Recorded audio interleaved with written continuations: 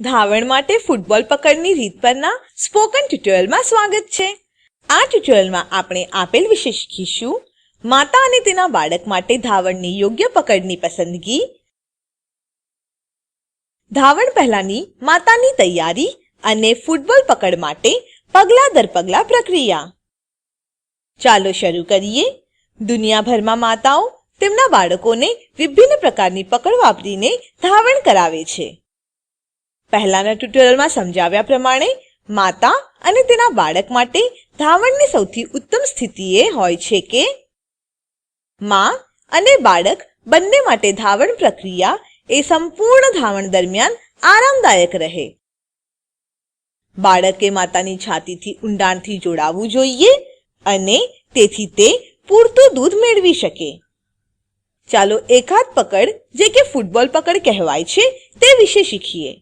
Football પકડ ખાસ કરીને આપેલ માટે ઉપયોગી છે જો માતાની પ્રસૂતિ સિઝેરિયનથી થઈ હોય, તે મોટી છાતી ધરાવતી હોય, નાનું અથવા અવિકસિત બાળક ધરાવતી હોય અથવા જોડિયા બાળકો ધરાવતી હોય। હંમેશા યાદ રાખો, બાળકને ધવડાવતા પહેલા માતાએ તેના હાથ યોગ્ય રીતે ધોઈને સૂકવવા, ત્યારબાદ તેણે ઉકાળીને ઠંડુ કરેલ 1 ગ્લાસ ચોખ્ખું પાણી પીવું। ધવડાવનાર માતા દિવસમાં આશરે 750 થી 850 મિલીલીટર દૂધ ઉત્પન્ન કરે છે, તેથી તેમણે તેમની રોજની પાણી લેવાની માત્રા વધારવી।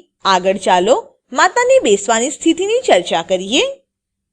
માતાએ જમીન પર અથવા પલંગ પર પગને વાળીને બેસવું અથવા ખુરશી પર પગ જમીન પર અડે એ રીતે બેસવું। ખુરશી જો ખૂબ ઊંચી હોય અને પગ જમીન પર અડતો ના હોય તો તેનો પગ નાના સ્ટૂલ પર અથવા તકિયાને જમીન પર રાખીને તેના પર મૂકવો। બેસતી વખતે તેની પીઠ તટ્ટાર હોય જેથી કરીને કમરના દુખાવાને ટાળી શકાય। તેના ખભા આરામદાયક સ્થિતિમાં હોવા જોઈએ, ઊંચા કે વળાંકમાં ન હોવા જોઈએ અને આરામદાયક સ્થિતિને સંપૂર્ણ ધવડાવતા દરમિયાન જાળવી રાખવી। માતા જે છાતીથી બાળકને ધવડાવે તે બાજુ 2 થી 3 તકિયા રાખવા। સૌથી ઉપરના તકિયાને માતાના ખોળામાં ત્રાસી રીતે મૂકવું। ત્યારબાદ માતાએ જે છાતીથી બાળકને ધવડાવવું હોય તે પરથી વસ્ત્રને નીકાળવું। તેણે એ વાતની ખાતરી કરવી કે તેની બ્રા અથવા કબજાનું દબાણ છાતી પર ન પડે। આરામદાયક સ્થિતિમાં બેસ્યા બાદ બાળકને માતાની પાસે લાવવું। માતાએ તેના બાળકની પીઠ તકિયા પર ગોઠવવી। માતા જે છાતીથી તેના બાળકને ધવડાવે તે બાજુના હાથ વડે તેણે બાળકનું માથું પકડવું। બાળકના પગ માતાના તે જ હાથના બગલમાંથી પસાર થઈને તકિયા પર આવવા જોઈએ। માતાએ આ હાથને તેના બાળકના પગના તકિયા પર મૂકવા। આ દ્રશ્યમાં દર્શાવેલ માતા તેની જમણી છાતીથી બાળકને ધવડાવે છે, તેથી બાળકના પગ માતાની જમણી બાજુની બગલમાંથી પસાર થયા છે। તેના બાળકના માથાના નીચેના ભાગને પકડી રાખવા માટે તે તેના જમણા હાથનો અંગૂઠો અને આંગળીઓને વાપરી રહી છે। યાદ રાખો, માતાએ તેની પીઠ ઝુકાવીને છાતીને બાળકની નજીક લાવવું નહીં। આનાથી તેને અસુવિધા થશે અને પીઠનો દુખાવો થશે। તેણે હંમેશા તેની પીઠ તટ્ટાર રાખવી અને બાળકને તેની છાતી સુધી પહોંચાડવા માટે ઉચકવું। આગળ બાળકનું માથું પકડવા માટે ચાલો માતાનો અંગૂઠો અને આંગળીઓની યોગ્ય સ્થિતિ જોઈએ।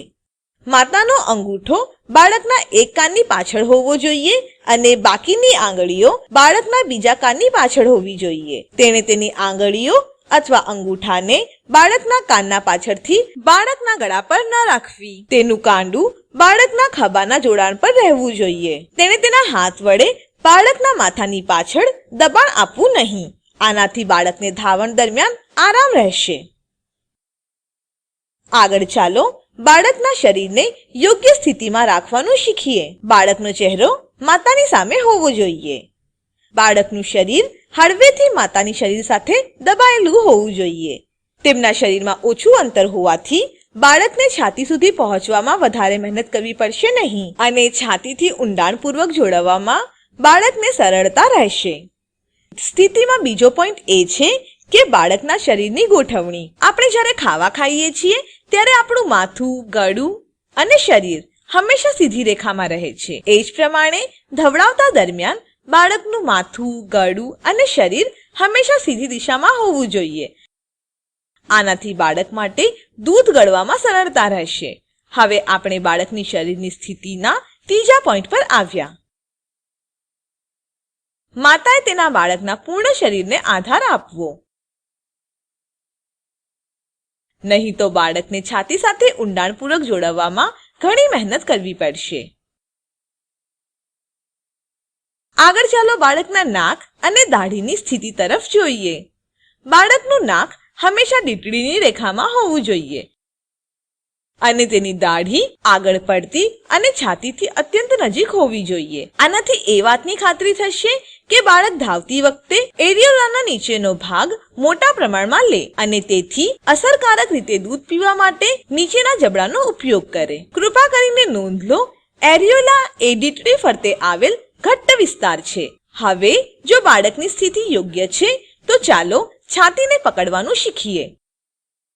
માતાએ તેના બીજા હાથની આંગળીઓનો ઉપયોગ કરીને તેની છાતીને બાજુથી સી આકારમાં પકડવું. આ ચિત્રમાં બતાવેલ માતા તેની જમણી છાતીને પકડવા માટે તેના ડાબા હાથનો ઉપયોગ કરે છે. અંગૂઠા અને આંગળીઓની યોગ્ય સ્થિતિ સમજવા માટે માતાની જમણી છાતી પર દીકડીને ચાલો ઘડિયાળનું કેન્દ્ર માનીએ.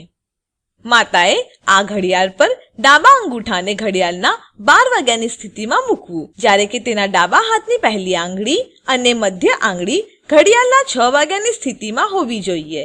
આંગળીઓ હંમેશા બાળકના હોઠની દિશામાં હોવી જોઈએ. કેમ? ચાલો એક સરળ ઉદાહરણ દ્વારા સમજીએ. આપણે જ્યારે વડાપાવ કે બર્ગર ખાઈએ છીએ ત્યારે આપણા હોઠ આડી રીતે ખુલે છે. મોટું બચકું લેવા માટે આપણે વડાપાવ કે બર્ગરને આડી રીતે પકડીએ છીએ. અહીં અંગૂઠો અને આંગળીઓ હોઠની દિશામાં મુકાય છે. આપણે જો વડાપાવ કે બર્ગર ઊભી રીતે પકડીએ તો આપણે મોટું બચકું લઈ શકશું નહીં. એ જ પ્રમાણે બાળકના હોઠની દિશાનું અવલોકન કરો. હોઠ અહીં આડી દિશામાં છે, તેથી આંગળીઓ અને અંગૂઠો પણ છાતી પર આડી દિશામાં મૂકવા જોઈએ. આનાથી બાળકને એરિયોલાનો મોટો ભાગ તેના મોઢામાં લેવામાં મદદ મળશે. બાળકના હોઠની દિશામાં માતાએ તેનો અંગૂઠો અને આંગળીઓ હંમેશા દીકડીથી 3 આંગળીઓના અંતરે રાખવી.